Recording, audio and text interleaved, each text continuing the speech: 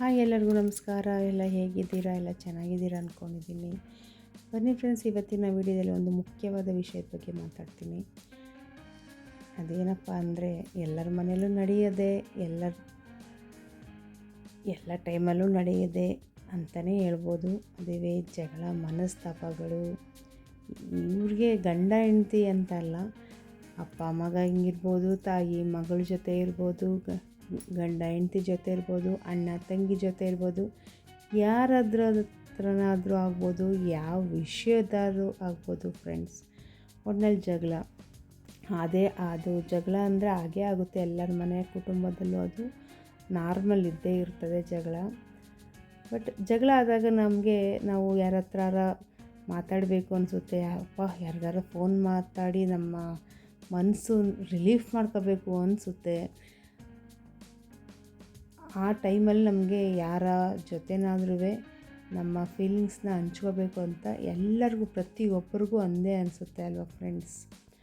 ಮಾತಾಡ್ತೀವಿ, ಅವರು ಹೇಳ್ತಾರೆ, ಸಜೆಷನ್ ಹೇಳ್ತಾರೆ. ಈಗ ಅಕ್ಕ ತಂಗಿಯವ್ರ ಜೊತೆ ಮಾತಾಡ್ತಾರೆ, ಫ್ರೆಂಡ್ಸ್ ಜೊತೆ ಮಾತಾಡ್ತಾರೆ, ಅಥವಾ ವಾಕಿಂಗ್ ಫ್ರೆಂಡ್ಸ್ ಇರ್ತಾರೆ, ಅಥವಾ ಕೆಲಸ ಮಾಡ್ತಾಯಿದ್ರೆ ಕೊಲೀಗ್ ಫ್ರೆಂಡ್ಸ್ ಇರ್ತಾರೆ, ಕಾಲೇಜ್ ಫ್ರೆಂಡ್ಸ್ ಇರ್ತಾರೆ, ಈ ಥರ ಎಲ್ಲರೂ ಇರ್ತಾರೆ. ಅವ್ರ ಜೊತೆ ನಾವು ನಮ್ಮ ದುಃಖಗಳನ್ನ ಅಥವಾ ನಮ್ಮ ಫೀಲಿಂಗ್ಸ್ನ ಹೇಳ್ಕೋಬೇಕು ಅಂತ ನಾವು ಕಾತುರ್ತಾ ಇರ್ತೀವಿ. ಹೇಳ್ಕೊಳ್ಳೋದ್ರಿಂದ ನಮಗೆ ಏನೂ ತಪ್ಪಿಲ್ಲ ಅನಿಸುತ್ತೆ. ಬಟ್ ಅದರಲ್ಲೂ ವೆರೈಟಿ ಜನಗಳಿರ್ತಾರೆ. ಒಬ್ಬರು ಒಳ್ಳೆ ಸಜೆಷನ್ ಹೇಳ್ತಾರೆ. ಹೌದಾ, ಈ ಥರನಾ, ಆಯಿತು, ನೀ ಮಾಡ್ತಿರೋ ತಪ್ಪು, ನೀನೇ ಸಹನೆಯಿಂದ ಇರಬೇಕು ಅಂತ ಎಲ್ಲ ಸಹನೆ ಹೇಳ್ತಾರೆ. ಇನ್ನೊಬ್ಬರು, ಹಿಂಗ್ಯಾಕೆ ಮಾಡಿದೆ, ಅದೆಲ್ಲ ಅವ್ರದ್ದಲ್ವ ತಪ್ಪು, ನೀನ್ಯಾಕೆ ಬಾಯಿ ಮುಚ್ಕೋಬೇಕು ಅಂತ ಈ ಥರನೂ ಸಜೆಷನ್ ಹೇಳೋರು ಇರ್ತಾರೆ.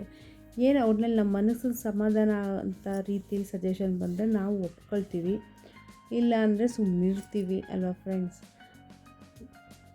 ಅದಕ್ಕೆ ಎಲ್ಲ ರೀತಿಯಲ್ಲಿ ಮನಸ್ತಾಪಗಳು ಆಗೇ ಆಗುತ್ತೆ. ಎಲ್ಲರ ಮನೆಯಲ್ಲೂ ಮನಸ್ತಾಪಗಳಾದಾಗ ನಮಗೂ ಅನಿಸುತ್ತೆ, ಅಯ್ಯೋ ಯಾರು ನಮ್ಮ ಜೊತೆ ಮಾತಾಡಿದ್ರೆ ಸಾಕಪ್ಪ ಅನಿಸುತ್ತೆ. ಬಟ್ ನಾನು ಮಾತಾಡೋದನ್ನ ತಪ್ಪು ಅಂತ ಹೇಳ್ತಾ ಇಲ್ಲ. ಬಟ್ ಎಲ್ಲರೂ ಆ ದಿನ ಆ ಟೈಮು ಫ್ರೀ ಇರಬೇಕಲ್ವ. ನಮ್ಮ ಕತೆಗಳನ್ನ ಕೇಳೋಕ್ಕೆ ಅವ್ರಿಗೂ ಫ್ರೀ ಇರಬೇಕು.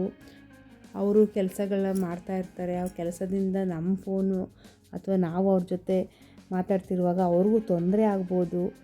ಅಥವಾ ಅವರು ಕೆಲಸದಲ್ಲಿದ್ದಾಗ ನಾವು ಅದನ್ನ ಮಾತಾಡೋಕ್ಕೆ ಏನಾದ್ರು ಹೋದರೆ, ಏನಪ್ಪ ಇವ್ರದ್ದು ಯಾವತ್ತೂ ಇದ್ದಿದ್ದೇ, ತಲೆ ತಿಂತಾರೆ ಅಂದ್ಬಿಟ್ಟು ಅವರು ಬೇಜಾರು ಮಾಡ್ಕೋಬೋದು ಅಲ್ವಾ ಫ್ರೆಂಡ್ಸ್. ಆದ್ದರಿಂದ ನಾನು ಏನು ಹೇಳ್ತೀನಿ ಅಂದರೆ, ನಿಮಗೆ ಮನಸ್ತಾಪಗಳಾಗಲಿ, ಬೇಜಾರಾಗಲಿ, ಅಥವಾ ನೋವಾಗಲಿ, ಘರ್ಷಣೆ ಆಗಲಿ, ಎಂಥದೇ ಆಗಲಿ, ಮೊದಲು ನೀವು ಏನು ಮಾಡಬೇಕು ಅಂತಂದರೆ, ಒಂದು ಡೈರಿ ಅಥವಾ ಒಂದು ನೋಟ್ಬುಕ್ಕು, ಯಾವುದಾದ್ರೂ ಒಂದು ನೋಟ್ಬುಕ್ಕು ಡೈರಿನೋ ತೊಗೊಳ್ಳಿ, ಒಂದು ಪೆನ್ ತೊಗೊಳ್ಳಿ. ಎಲ್ಲ ಓದಿರೋರಂತೂ ಇದ್ದೇ ಇರ್ತಾರೆ. ಕನ್ನಡ ಅವ್ರವ್ರ ಲ್ಯಾಂಗ್ವೇಜ್ ಅಂತೂ ಬರೆಯೋರು ಇದ್ದೇ ಇರ್ತೀರಲ್ವ. ಒಂದು 10 ನಿಮಿಷ ಟೈಮ್ ಸ್ಪೆಂಡ್ ಮಾಡಿದ್ರೆ ಸಾಕು.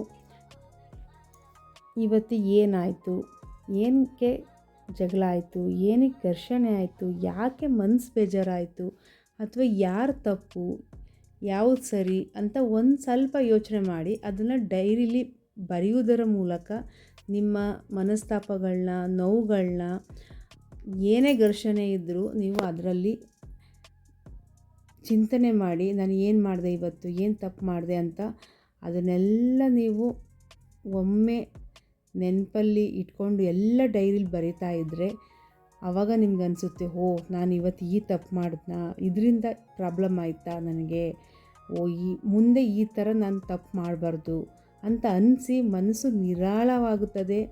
ನಿಮಗೆ ಒಂದು 10 ನಿಮಿಷ ಟೈಮ್ ಸ್ಪೆಂಡ್ ಮಾಡಿ. ಅದನ್ನೇನು ನೀಟಾಗಿ ಬರಿಬೇಕು ಅಂತಿಲ್ಲ, ಅದು ನಿಮಗೋಸ್ಕರ ನೀವು ಬರಿತಿರೋದಷ್ಟೇ. ಈ ರೀತಿ ಮಾಡೋದರಿಂದ ನಿಮಗೆ ಎಷ್ಟು ಮನಸ್ಸು ನಿರಾಳ ಆಗುತ್ತದೆ ಅಂದರೆ, ಒಮ್ಮೆ ಟ್ರೈ ಮಾಡಿ ನೋಡಿ.